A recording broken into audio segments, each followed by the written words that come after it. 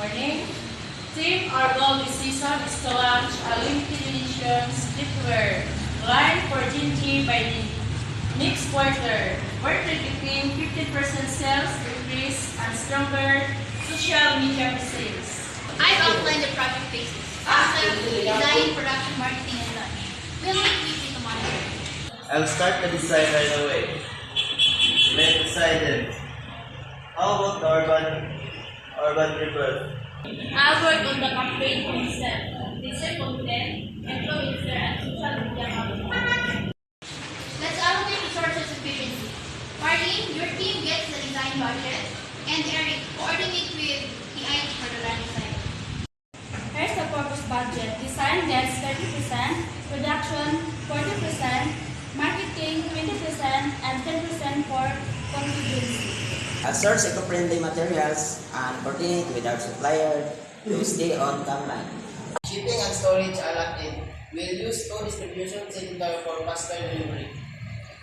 We've recruited 2 interns and freelance stylists for this campaign and scheduled onboarding and compliance training.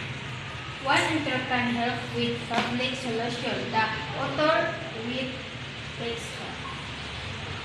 I train the interns on our building tools and campaign calendar. I'm proud of how everyone's stepping up.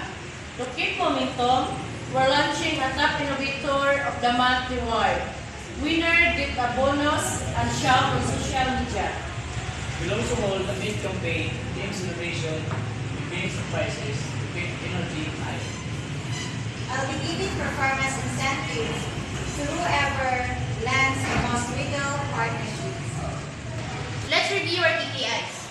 Design is 90% complete, marketing pre-launch campaign has 20,000 likes, and production is ahead of schedule. We're still within budget.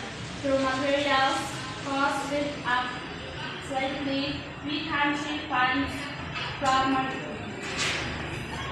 The online store is 75% ready for fixing a few mobile bridges before lunch. Great work! Let's stay sharp through lunch week. Next meeting, we'll review and metrics and customers' feedback. Feedback has been amazing. People love the sustainable materials and the edgy look. This was a team. Let's keep innovating and pushing boundaries.